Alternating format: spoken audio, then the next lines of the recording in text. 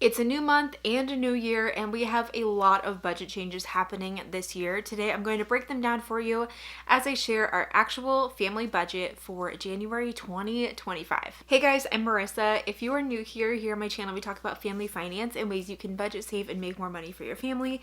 So if that sounds like something interesting to you, scroll down, hit that subscribe button so you won't miss any new videos. And I also share my personal family budget here on YouTube, and I've been doing this for years. We are a family of 5. We live in Phoenix, Arizona. My kids are 4, 2, and 4 months. And here is how we are planning to budget our money this month, which has been different than previous months. The first thing I do want to mention here is that if you want to check out this budget template, you can grab it on my shop. I will leave a link to it down below. It's an instant download, works in Excel and Google Sheets, and so you can pick that up and start your budgeting journey there. The first thing that we have here is our income section. So we have Jacob's income. And my income, my husband Jacob is a W-2 employee. He works in marketing, so he's just paid a salary. And then I work for myself here on social media, and also I do bookkeeping. And so I pay myself out of my business every month. I started doing bookkeeping in 2023, and it's been a great additional income stream for me and my business.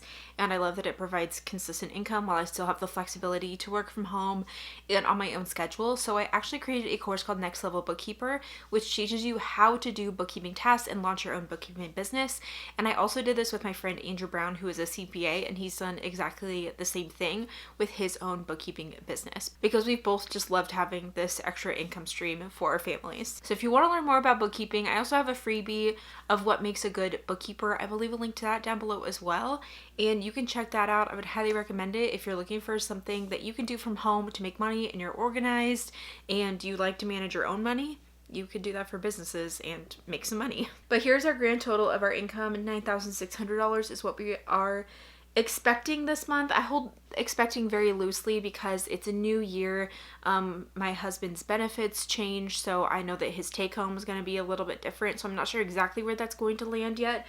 But this is about what we have estimated, and we'll see. This is after taxes, insurance, 401k, HSA, all of those kinds of things. Okay. So we use a zero-based budget, which means all of our income equals all of our money out. So let me show you where we plan to spend and save every dollar. So the first thing that we have here is our expenses. We have our tithe and African New Life. I have these blocked out for privacy, but we do give to our church, and also we support 2 children in Rwanda through African New Life. Next is our mortgage. You will see that this went up. Our mortgage is now going to be $2,564.55. This went up about $280, I think. So this definitely was an increase, and the reason for that is because we bought our house in Arizona last November. And with our financing, we did a special incentive where the rate was lowered for the first year. So we were at 5.6% for the first year, and now it is up to 6.6%, which is what we locked in at, and that's what it'll be for the rest of the loan. Hopefully we can refinance. It's now not looking so great for 2025, but we'll see. But when we signed on this loan at 6.6%, we knew that that would still fit in our budget, and it was great to have that benefit for the first year to save some money. But our rate is now back up to 6.6%. So our principal and interest only is $2,564. It was tough to leave our 3% interest rate that we had on our first house in Oregon, but we truly have loved living here in Arizona. We love our house. We love being here. So I feel like that's been worth it for us. Next we have is our HOA, which is $130 each month. Then we have natural gas, should be, I don't know, around $40. Electric, so this is going up as well. So we, like I mentioned, live in Phoenix, and summers are obviously very expensive with electric use, but then winters are a lot cheaper. We decided to enroll in budget billing, so it just basically evens out the payment throughout the month. But previously our budget billing was like $150, but then once they factored in summer rates, they now say that our budget billing is $235, which seems a little high, because like last month, if we would have just paid what we used, last month we used $80 worth. And then even in the summer, like our highest month was like $300. So I'm going to give this budget billing a little bit more time to see if that works for us. If not, I'll switch back to just paying what it is each month. But it would be nice if it was even. I just feel like this number, $235, is not actually the average that we've had for the last 12 months. So we'll see how that goes. Next we have is trash at $20 a month. Actually, it's 22. I don't know why I have it as 20. Then we have water is always about $100 each month here. And then our internet, actually this went up too. It's now $70. So that is what it is. Insurance. This changed too. This is for car insurance and our homeowners insurance. I made a really exciting mistake because last year I knew how much our property taxes were going to cost us, and so I took that annual amount, divided it by 12, and saved that each month, thinking that it was going to be due as a lump sum this year, like once we lived in our house for a year, so in December. But it turns out that we'd already prepaid that in closing, so now going forward it's just going to be a monthly cost in addition to our car insurance that we already had through our insurance provider. So our car insurance went up. It was $200, so now it's $270. So our homeowners insurance part of it is about $70, and that is just now what we're going to pay each month. But therefore I had been saving money every month. I didn't need it. So check in with my December budget report video to see what we do with that extra money that we had set aside. But our insurance bill for cars, we have a 2024 Kia Carnival and a 2018 Toyota Highlander, and then our homeowners insurance together is $272.90. Then life insurance, we have a policy on myself and Jacob, and that is at $52.89. Next we have is groceries for $650 each month for our family. Eating out, we have at $150, and we just basically eat out once a week, normally takeout in this season of life. Next we have is gas at $150 each month, and we usually spend less than this, but I'm just still going to keep it at $150 just in case. Then we have fun for $50. This is like, people are like, what the heck do you do for fun for $50? This is basically just like one little family outing a month that we pay for. Like we do other things with our family obviously for free, but something that we have to pay for to get into like a children's museum or something like that. There you go. Next we have is miscellaneous, $200. You always need a miscellaneous category in your budget, so there's that. And then our Roth IRAs. So this is a new year. We are wanting to fully fund our Roth IRAs for 2025. If you are under 50 years old, you can put in up to $7,000 into your Roth IRAs. We finished our 2024 ones, so we are working to contribute to 2 Roth IRAs. We want to fully fund them for 2025. So if we take $14,000, which is what we could contribute for the year between the both of us, divided by 12, that's how much we need to put each month. So that's what we will do, and hopefully be on track to finish off our Roth IRAs. And then college, we are contributing to our 3 sons' 529 college savings plans. I also have this blocked off for privacy. And the grand total is $7,069 and a penny for all the money that is planned to go out of our bank account next month. Next we have is savings.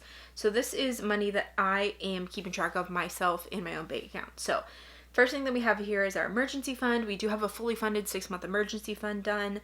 Property taxes, we set aside $275 each month for property taxes. Here in Arizona, we pay them twice a year, so I need to make sure that we pay those on time here. And then taxes. I am self-employed, so I do have a tax fund here that I set money into to pay quarterly taxes, and also I anticipate to owe something at the end of the year as well. And then opportunity fund, this is where we're putting like every extra dollar right now, $227.99. Not a whole lot, but it's something. It's something. I don't really know necessarily what this will be for, but one of the things that we would like to do is put in a pool in our backyard, but not anytime soon because I have really little kids. Like once my youngest is like 4 or 5 would be great. So we have some time to get some money ready if we want to put in a pool. The reason why I have these funds in a different color is because I keep them in our high yield savings account. I know I share it every single video, but if you do not yet have a high yield savings account, please go get one, because it is the easiest thing you can do to better your finances and earn yourself some free interest on your money that would already be sitting in your bank account. So a high yield savings account works just like a normal savings account. You can just earn over 10 times the average national rate in a high yield savings account. I personally use CIT Bank because they have some of the highest interest rates around. They have 2 different kinds of accounts. The Platinum Savings account, which has a higher rate, but you need $5,000 in this account to get that rate. They also have a Savings Connect account where you only need $100 minimum, and it has a little bit of a lower rate, but these are still both really great rates in comparison to other things that are out there, so that's why I personally went with them. I will leave a link to CIT Bank and both of these accounts down in the description box below if you want to check it out. They're FDIC insured. There are no monthly fees, no fees to open, no fees, any of that stuff, so you don't need to worry about that. The one thing you should be aware of though is that this rate that you are getting with CIT Bank or any other high yield savings account is not locked in. You're not locking in this rate when you sign up for the account. It is variable and it will change, especially now that the Fed has been lowering interest rates. You will also see that interest rates on high yield savings accounts will also lower. But the good news is that you are still earning significantly more interest than you would be if you had your savings in a standard bank account earning you a few pennies each month. So I like to put money in there that I'm not going to be pulling from every single month. So things like my emergency fund, property taxes, our tax fund, those kinds of things. I'm not continuously pulling from that. So I just like to set that in our high yield savings account, and it's there earning us money and sitting there in case we ever need it. Then we have Jacob. Jacob gets $150 of personal spending. I get $75. The only reason why it's less is because I don't really spend that much on myself. It's more the kids that I like to spend money on. Next we have is extra giving for $50, gifts for $50, clothing for $50. This is clothing for myself and Jacob. Honestly, I really need a whole new wardrobe, but I'm planning to wait till I'm done like breastfeeding my youngest. Since 2019, I have been pregnant or breastfeeding basically nonstop. There's been a couple months in there that I wasn't either of those, but I've been breastfeeding or pregnant all this time. So I would just love to get a new set of clothes once like my body is done with all of these changes. So maybe sometime next year when I'm done breastfeeding, then that could happen. But for right now, like Jay got a new pair of pants at Costco. So that would be go there. Vacation, we're putting $200 a month to that. We are going to Disneyland this spring and we're super excited for that trip. We're setting aside money for that. Christmas, we're already planning for Christmas 2025, setting aside $100 each month for Christmas. Medical, we're putting $400. You may notice that this is different than what we were saving for in 2024. In 2024, we were saving $533 each month, and now it's only down to $400. The reason is because we still had money left over in our medical fund from 2024. So the way that we operate our medical is we have a high deductible insurance plan, and with that we have an HSA, which I love the HSA. It has a triple tax advantage, and I want to utilize that advantage as much as possible. You can invest the dollars inside your HSA, and so our plan for our HSA is not to use it for medical expenses during the year. If you do, that's totally fine. That's still a great benefit. But the best benefit you could have with it is to put money into the HSA, invest the dollars in there, save all your medical receipts, and then you can withdraw it, proving you spent the money on medical later on in the future. So that is our plan. We're using it more as a retirement vehicle. So we are maxing out our HSA this year. Like I said, it's deducted from my husband's paycheck, and instead we're paying for medical expenses out of pocket. So I took a look at our max out of pocket for our insurance plan, which is $6,400, and that is for the whole family, and divided it by 12 and saved that amount each month, which for last year was $533. Now going into 2025, we didn't use all the money in our medical fund because we didn't hit our full family max out of pocket. I hit my personal max out of pocket. It was a very expensive medical year for me, but wasn't for the rest of my family, which is great. So we have money left over, and I calculated that out. So we'd need to save $400 each month to have $6,400 in there by the end of the year. So we'll see how medical goes for next year. Hopefully it's a more chill medical year, but who knows? And we will be prepared, having the money set aside here to spend whenever we need to go to the doctor or something comes up. So next we have is dues and subs. We set aside $100 each month for any kind of dues and subscriptions, you know, Disney Plus, Costco subscription, all that kind of stuff. Next we have is car maintenance, $75 each month, house maintenance at $200, and then household is $100. And then kids, we have at $500. This is for things like diapers, activities, clothing, toys, anything that we need for the kids because we have kids goes here. And like I mentioned, we have 3 of them. My son is also in preschool and does swim lessons, so all of that goes there as well. So that's why that's probably a little bit higher. So as a grand total, we have $2,552.99 going toward savings. But you can see here that the difference, which should be 0, is off by $22 because I made those adjustments up above. So I'm just going to change that to our opportunity fund, delete that out. So $205.99 is actually what's going there. And then we have a 0 base budget where the difference here is 0. So that is our budget and our plan for January. It's definitely a bummer to see some of these expenses go up, but that's kind of what is expected, I suppose. So don't forget to check out CIT Bank, get yourself a high yield savings account. And also, if you want to check out this budget template, I will leave a link to that below.